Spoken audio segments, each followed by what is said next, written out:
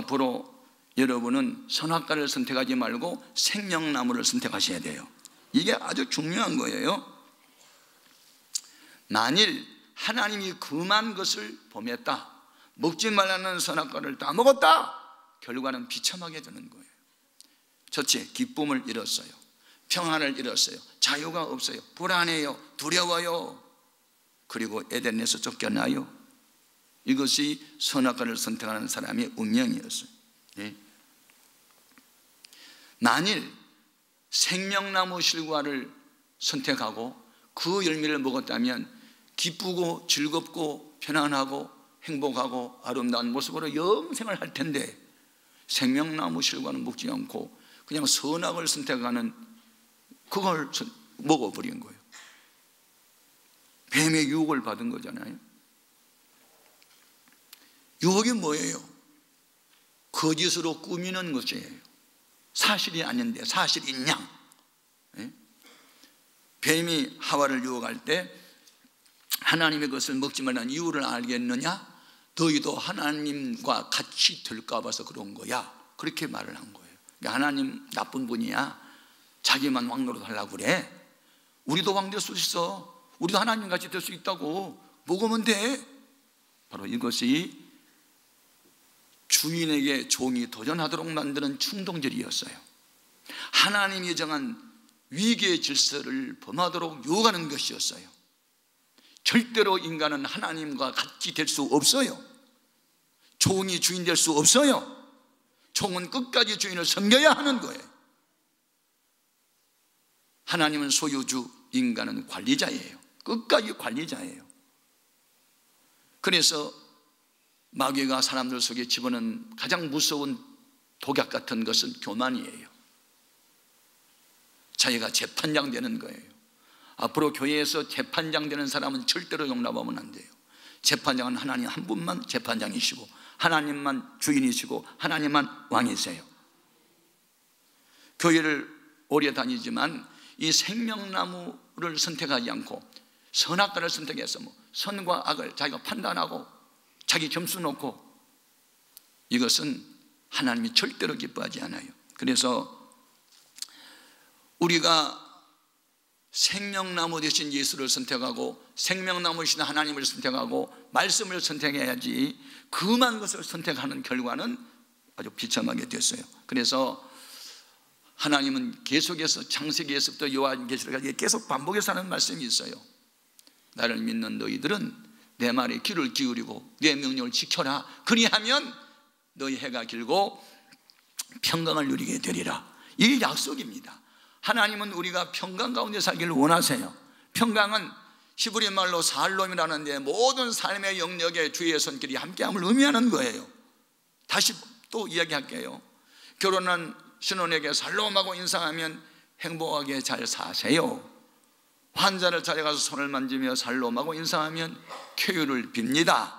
전쟁터에 나가는 병사에게 살롬하고 인사하면 이기고 돌아오라. 고기잡이를 나서는 어부에게 살롬하고 인사하면 만선하고 돌아오시오. 모든 삶의 영역에 주의 손길이 함께하는 것을 평강이라는 말로 표현했어요. 우리 하나님은 우리 백성들이 다 평강 가운데 살기를 원하세요. 그리고 긍정명령을 순종하기를 원하세요. 부정명령을 따르면 안 되는 거예요. 그래서 잠언서 3장 1절 2절 같이 읽어봅니다.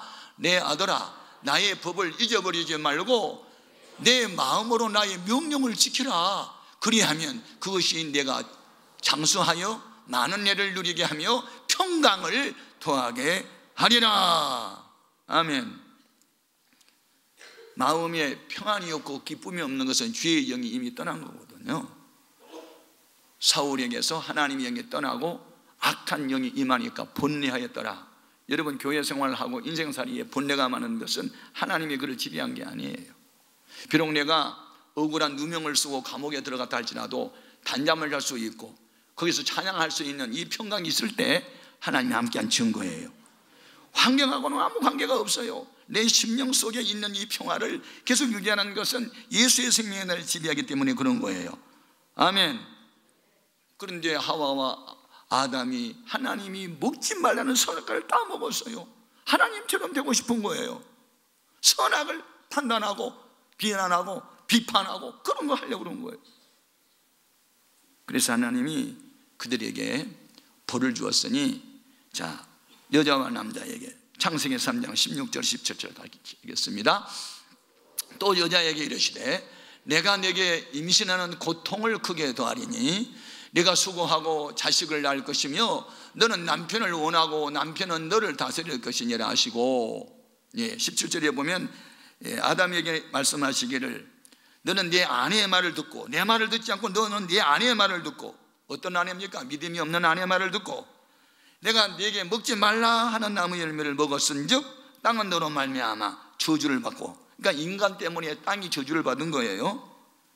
인간 때문에 짐승들이 순환을 당한 거예요. 너는 평생에 수고하여야 그 소산을 먹으리라고 했습니다. 범죄해지는 사람에게 질병이 없었어요. 죽음도 없었어요. 번뇌도 없었어요. 늘 기쁘고 즐거웠어요. 그런데 범죄한 이후에 인간이 고통을 당하게 됐어요. 범죄한 인간이 회개하고 예수의 생명으로 충만해지기 전에는 어떤 과학, 어떤 지식도 인간을 행복하게 못해요. 1981년도 어느 날 하버드 대학교 교수회의는 매우 침통했습니다. 그 학교 출신 중에 정의를 집행해야 할 법조인들이 불의와 비리에 가담하는 일이 많아지고 있었고, 병으로 고통당하는 환자를 돌봐야 할 의사들이 치유에 전념하지 않고 돈에만 관심이 있는 사람이 많아지므로 누가 하버드 출신들이, 그래서 도대체 이 학교의 교육이 결과는 뭐냐, 이것 때문에 교수들이 심통이었다고 말이에요. 얼마 전 폐륜적인 성형외과 의사, 남편의 배신으로 비통해하는 딸의 어머니가 울부짖으며 말이 있어요. 배운 것들이 왜 그래? 배운 것들이 더해? 라는 말을 했어요. 어느 고검 검사는 범죄 무마 대가로 10억을 받는 혐의가 드러나서 기소되었어요. 남보다 공부 더 많이 하고 더 높은 자리에 올라간다고 이 어두운 세상에 밝아져요? 더 나빠지는 거예요. 왜? 그 속에 예수 생명이 없으면 배웠느냐 안 배웠느냐 아무 의미가 없어요. 무식해도 예수 생명이 있으면 행복을 만들어내고, 지식이 높은 사람도 그 속에 예수 없으면 진흥범이 되는 거예요. 예수님이 있느냐 없느냐, 생명나무 예수님의 영이 있느냐 없느냐 이 말이에요. 우리는 예수의 생명으로 채워져야 되는데 선악과로 채워지는 거예요. 뭐 누가 선하냐 누가 악하냐 누가 어떠냐. 왜 남의 죄에 대해서 이렇게 간섭이 많아요? 선악과에 속해서 그래요. 생명나무 실과 대신 예수로 오는 주만에 대해 좀 믿습니다. 또 이 땅의 모든 교육이 잘못되고 있어요. 기술교육은 뛰어나지만 인성교육에 실패하고 있어요. 이유, 심리학이 요새 발달해가지고 무엇을 강조하냐면 칭찬하면 고래도 춤춘다. 절대로 책망을 하지 말고 칭찬만 해라. 이것이 잘못된 거예요. 성경은 그렇게 되어 있지 않아요. 격려도 하지만 책망도 하러 되어 있어요. 이것이 균형 잡힌 교육의 요소들이에요.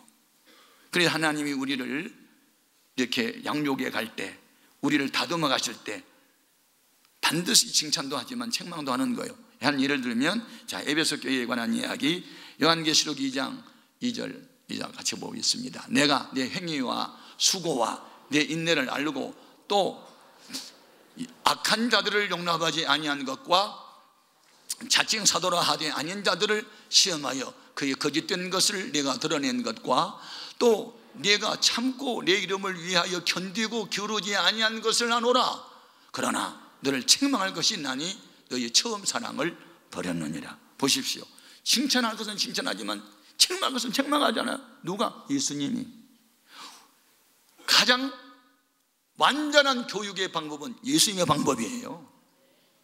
여러분의 자녀들이 도덕적으로 윤리적으로 잘못되고 있는데 선생님들을 대들고 어른을 불순종하는데 학교 성적만 올라가면 교육 성공한 것입니까? 아닙니다. 공부도 잘해야 되지만 도덕과 윤리적 면도 가르쳐서 버릇없는 아이를 버릇 있는 아이로 바꿔주는 일을 교회에서 가정에 써야 될 줄로 믿습니다.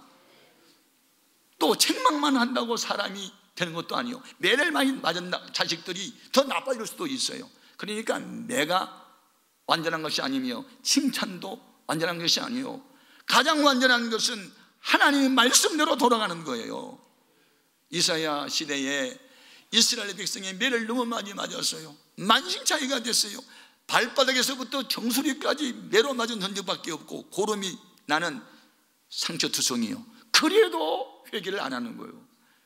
그래도 확인해 볼까요? 이사야서 1장 5절 6절. 너희가 어찌하여 매를 더 맞으려고 표역을 거듭하느냐. 온 머리는 병들었고 온 마음은 피곤하였으며 발바닥에서 머리까지 상한 것이 없이 상한 것과 터진 것과 새로 맞은 흔적뿐이거늘 그것을 짜며 싸매며 기름으로 부드럽게 함을 받지 못하였도다. 어느 때까지 더 매를 맞으려고 피어가야 가느냐 말이에요. 매를 그동안에 많이 맞았으면 이제는 깨닫고 돌아서야 되는데 매를 맞을수록 더 나빠지는 사람이 있단 말이에요. 그러니까 매로도 안 되는 거고 칭찬만으로도 안 되는 거예요. 예수님으로만 가능한 거예요. 아멘. 이게 안타까운 사실. 그래서 오늘 본문 말씀을 우리가 바로 이해해야 되는데 22절에서 24절까지를 같이 한번 읽어보겠습니다. 여호와 하나님이 이르시되 보라, 이 사람이 선악을 아는 일에 우리 중 하나 같이 되었으니, 이게 문제예요. 하나님과 같이 된 게 문제예요. 그가 그의 손을 들어 생명나무 열매도 따먹고 영생할까 하노라 하시고, 여호와 하나님이 에덴 동산에서 그를 내보내어 그의 근원이 된 땅을 갈게 하시니라. 이같이 하나님이 그 사람을 쫓아내시고 에덴 동산 동천에 그들 그룹들과 그 다음에 두루 도는 불 칼을 두어 생명나무의 길을 지키게 하시니라. 무슨 말입니까? 아담과 하와가 죄를 지었어요. 불안해요, 두려워요, 병이 찾아와요, 갈등이 많아요, 번뇌가 많아요, 하루하루가 천년 같아요. 지옥 같은 삶이 연속됐어요. 바로 그때 한 번 먹으면 영원히 사는 생명나무를 따먹어버리면 번뇌, 불안, 상처, 지옥 같은 삶이 영원히 지속되어 버리니까 그렇게 될까 봐 생명나무 실과를 못 먹도록 쫓아내고 휙휙 하고 불칼로 생명나무를 지켰다. 무슨 말입니까? 비록 죄로 타락은 했지만 타락한 상태에서 영원히 고통 중에 인간이 사는 것을 하나님이 참아볼 수가 없어가지고 생명실과는 못 먹게 금했던 거예요. 이게 하나님이 범죄로 타락한 인간에 대한 포기할 수 없는 사랑이었어요. 내 자식이 불량하면 매를 때리긴 하지만, 화가 나서 집을 나가라고 쫓아도 내지만, 그러나 쫓아낸 부모는 그다시 돌아오기를 기다리고 새사람 되기를 바라는 게 부모의 마음이에요. 그런데 이 부모의 마음보다 더 진한 사랑으로 우리에게 접근해 오신 분이 하나님의 사랑이에요.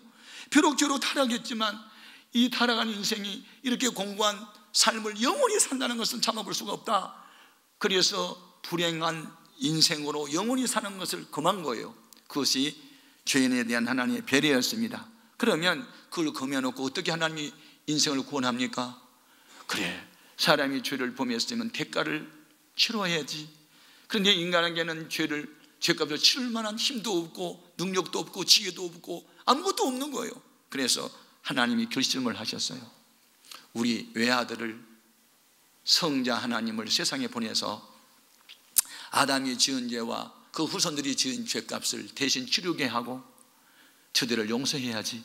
그리고 죄 없는 하나님 아들 예수를 믿다 보내가지고 죄 있는 우리 죄를 그게 정가시켜서, 죄는 우리가 범하고 조상이 지었는데 죄에 대한 대가, 형벌은 예수님 대신 받게 한 것이 이 십자가 사건이에요. 이것이 바로 복음이에요. 아멘. 그래서 우리 예수님이 첫 번째 전한 복음은 마가복음 1장 15절에 때가 찼고 하나님 나라가 가까웠으니 회개하고 복음을 믿으랍니다. 그냥 덮어놓고 믿으람이 아니에요. 회개하고 복음을 믿으라. 내가 죄인임을 알고 다시는 지난날 알지 못했던 죄를 다시는 내가 범하지 않겠습니다 하고 돌아서서 하나님 말씀으로 사랑했다고 결심하고 예수를 생명의 주인으로 모셔드리라. 그리하면 천국에 가까이 온다는 겁니다. 아멘. 할렐루야. 그래서 그때 금해 놓았던 생명나무 되신 예수님을 이제 예수님의 십자가 사건을 통해서 그 예수님의 생명나무 실과를 이제부터 먹게 한 거예요. 어떤 사람에게 먹을 수 있는 고난을 주냐면 이기는 자, 죄의 유혹을 이기는 자, 선악과의 유혹을 이기는 자, 그런 사람에게만 예수님의 생명이 그 속에 들어가게 했어요. 확인해 보겠습니다. 요한계시록 2장 7절입니다. 같이요. 귀 있는 자는 성령이 교회들에게 하시는 말씀을 들을지어다. 이기는 그에게는 내가 하나님의 낙원에 있는 생명나무의 열매를 주어 먹게 하리라. 여기에서 하나님의 낙원에 있는 생명나무는 예수님을 말해요. 생명나무 열매는 예수님의 영생을 의미하는 거예요. 어떤 사람에게 이 영생을 준다고요? 이기는 자, 선악과의 유혹을 이기는 자, 물리치는 자에게 예수님의 풍성한 생명은 주어진다는 겁니다. 할렐루야. 오늘날 마귀는 우리들 앞에 끊임없이 선악과를 갖고 나와요. 먹으라고. 그것이 이성적 유혹일 수 있어요. 재물일 수 있어요. 명예나 지위나 권세일 수 있어요. 대부분이 이 유혹에 다 넘어지는 거예요. 돈 앞에 무너져요. 이성 앞에 무너지는 거예요. 안 알아준다고 명예 앞에 무너지는 거예요. 선악과 때문에 다 무너지는 거예요. 그런데 선악과의 유혹을 단호하게 물리치는으로써 성공을 하고 행복을 누리고 한 시대에 좋은 영향을 끼치는 사람들 얘기가 많이 나오는데 그 중에 한 사람 요셉을 여러분에게 소개합니다. 요셉 17살 때 배다른 형제들에게 미움을 받아 애굽의 노예로 팔려갑니다. 남의 집에 종살이 합니다. 그런데 그는 한 번도 하나님을 원망했단 말은 없습니다. 이유, 하나님은 꿈이 있었습니다. 믿음이 있었습니다. 나는 언젠가 하나님이 지도자로 세울 거야. 하나님이 보여준 꿈은 반드시 하나님이 이루셔. 그 믿음이 있었기 때문에 환경 때문에 불평하거나 원망하지 않았습니다. 무슨 조건 때문에 원망 불평하지 않았습니다. 그는 현상을 붙잡지 않고 본질을 붙잡았습니다. 원망하지 않았어요. 열심히 남의 집에 가서 모순살이 잘한 거예요. 주인이 뭐 시키면 예 즉각 긍정적 반응을 보여서 주인의 눈에 쏙 들었어요. 이 아이 좀 보게. 나이는 어린데 대단하다. 어떻게 이렇게 어른도 못한 일을 척척 해냈지? 그래서 이제 보디발이라는 주인이 누구냐면 왕의 시위대장이에요. 오늘날 말하는 경호실장. 그래서 그 요셉이 나이가 좀 들고 청년이 됐을 때 가정총무를 삼아요. 자, 창세기 39장 4절입니다. 요셉이 그의 주인에게 은혜를 입어 섬김에 그가 요셉을 가정총무로 삼고 자기의 소유를 다 그의 손에 위탁하니, 다는 아니었어요. 하나만 금했어요. 누구를 금했을까요? 네, 잘하네. 자기 아내까지 맡겼는 남자가 어디 있겠어? 다 맡겼는데 아내는 안 된다. 그게 선악과니까 아내는 안 된다. 먹으면 죽어. 그래서 하나만 금했어요. 그런데 어느 날 보디발이 청와대에 들어갔어요.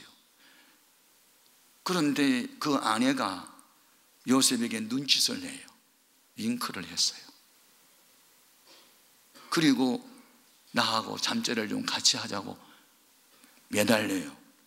그러니까요, 요셉이 어떻게 했을까요? 이 선악과의 유혹이 있을 때 어떻게 했을까요? 자, 창세기 39장 9절. 이 집에는 나보다 큰 이가 없으며 주인이 아무것도 내게 금하지 아니하였어도 누구만 금했다? 금한 것은 당신뿐이니 당신은 그의 아내임이라. 그런즉 내가 어찌 이 큰 악을 행하여 하나님께 죄를 지으리까? 선악과의 유혹을 단호하게 물리치고 돌아서요. 쉬운 게 아니요. 부모 형제 없는 타국에 와서 외롭게 지냈는데 아무도 없고 단둘이 있는데 물리쳐서요. 왜? 사람은 보지 않아도 누구는 보니까 하나님은 보고 계시니까. 그런데 하루로 끝난 게 아니에요. 날마다 그러는데 미치겠어요. 어느 날 집안일을 하기 위해서 집안에 들어갔더니 이제는 여자가 적극적으로 매달려요. 붙잡았어요. 놀라고 안 된다고, 놀라고 안 된다고. 그리고 노랗게도 안 나오니까는 그냥 뛰쳐나오다 보니까 옷이 벗겨졌어요. 그래서 유혹을 물리치긴 했는데 문제는 거기서부터 이제 시작됩니다. 저녁 시간에 보디발이 퇴근하는데 그 아내가 이렇게 이야기하는 거예요. 여보, 저 요셉이라는 녀석이 오늘 낮에 나한테 겁탈하려고 들어왔다가 내가 소리를 지르니까 도망갔는데 이거 봐요, 이 옷이 그 증거라고. 자, 적반하장, 누명을 뒤집어 쓰었어요. 보디발은 요셉을 감옥에다 쳐넣었어요. 자, 이렇게 신앙생활을 한번 바로 잘해보려고 죄 안 지어보겠다고 하나님이 금한 것은 나 안 하겠다고 하다가 지금 감옥 갔어요. 누가? 요셉이. 여러분, 주의를 거룩하게 지키기 위해서 직장에서 해고당한 일이 있어요? 그럴 수 있어요.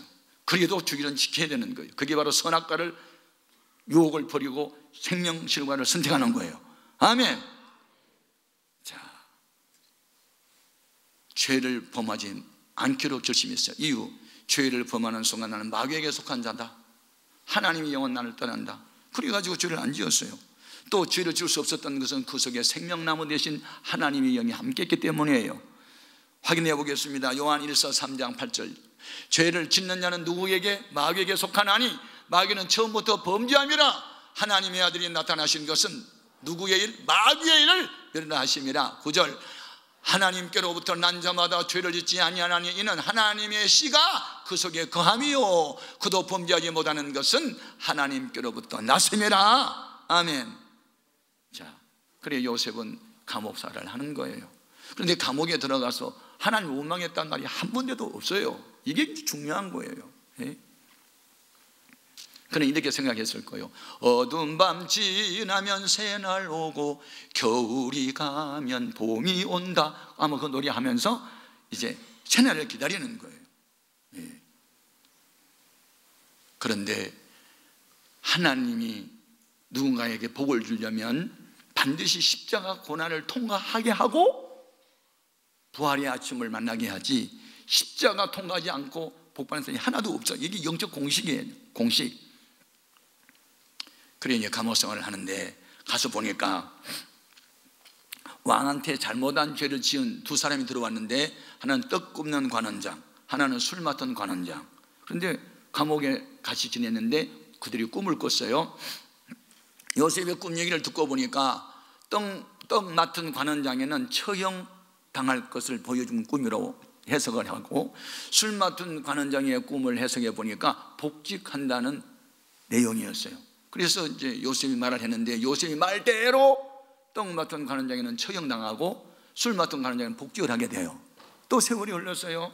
어느 날 이제는 바로 왕이, 이집트 왕이 꿈을 꿨는데 충실한 이삭 7이 나타나더니 그 위에 알맹이가 없는 그런 곡식이 7개 나타나가지고 충실한 곡식을 이렇게 삼켜요. 그 뒤에 살찐 소 7마리 나타나는데 그 위에 깡마른 소 7마리 나타나가지고 살찐 소 7마리를 또 삼켜요. 이게 뭐냐? 아무도 해몽을 못하는 거예요. 그런데 술 맡은 관원장이가 왕이시여, 내가 지난번 감옥에 있을 때 히브리 청년 하나 만났는데 그 청년 해몽 잘합니다. 그거 불러내라. 그래서 불러냈어요. 요셉이 해몽해요. 왕이시여, 하나님이 이 이집트의 앞날을 보여준 겁니다. 무슨 얘기냐? 앞으로 7년 동안 풍년 들 겁니다. 충실한 7이사 풍년이고 살찐 7소 풍년을 말한 것입니다. 그리고 풍년이 지나고 난 뒤에 7년 동안 무서운 기근이 올 겁니다. 그것은 깡마른 7마리의 소와 그 다음에 깐부기 같은 7이삭입니다. 그러니 지혜로운 처신을 해야 됩니다. 풍년 들 때 양식을 적치해 놨다가 흉년 들 때 풀어 먹이면 왕은 위대한 지도력을 발휘할 수 있습니다. 그러자 왕이 탐복을 했어요.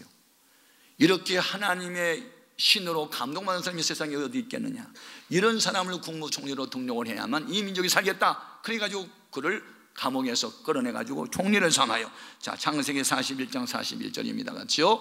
바로가 또 요셉에게 이르되 내가 너를 애굽 온 땅의 총리가 되게 하노라 하고. 할렐루야. 자, 어제의 감옥살이 하는 죄수가 오늘 국무총리 됐네요. 이것이 바로 하나님이 축복으로 가게 하는 통로가 된 겁니다. 여러분 믿음 지키고 선악과를 유혹을 물리치고 생명실과를 선택하는 이런 사람에게는 반드시 고난도 없고 핍박도 없고 어려움도 있지만은 그것이 바로 전화위복이 되게 하신 분이 하나님이신 줄로 믿습니다. 오늘날 마귀는 계속해서 우리를 유혹합니다. 물질, 이성, 명예 등등으로. 그때 여러분 선악과는 영원히 배격하시고 생명나무 되신 예수님의 생명을 마음에 모시고 하나님의 원하는 방법으로 사십시오. 그러다가 고난을 당하거든 꿈을 꾸십시오. 이것은 지금 터널을 지나고 있고 터널은 끝이 있다. 밤이 지나면 새벽이 온다. 이 소망 가운데 인내하면서 하나님 말씀 따라 사는 일로 고난당한 것은 반드시 고난당한 만큼 하나님의 상으로 갚아주시고 복으로 지어주는 줄로 믿습니다. 이 소망을 가져야 고난 가운데도 말씀을 지켜 살 수 있습니다. 여러분 이제 에덴 동산에서 쫓겨난 아담에게 금했던 생명나무 실과를 예수님이 이 땅에 탄생함으로부터는 이제는 금하지 않고 누구든지 이기는 자만 이 생명나무 실과를 먹고 영생을 얻으라고 약속합니다. 이제는 복음화 시대입니다. 누구든지 예수 영접만 하면 다 풍성한 생명을 누릴 수 있습니다. 120세 나이가 돼도 눈이 흐리지 않은 모세, 85세의 노인이라도 젊은이들과 함께 전쟁에 나가서 이기는 갈렙과 같은 이 비범한 역사들, 시냇가에 심긴 나무처럼 열매 맺는 풍성한 생명을 누리는 하나님의 사람들, 여러분 어두운 세상에 밝은 빛들로 드러나기를 바라고 한숨 쉬고 못 살겠다고 탄식하는 시대에도 감옥에서도 찬송 부를 수 있고 기뻐할 수 있는 이런 영성을 충만해 줄 수 있기를 주님의 이름으로 축복합니다. 기도하겠습니다.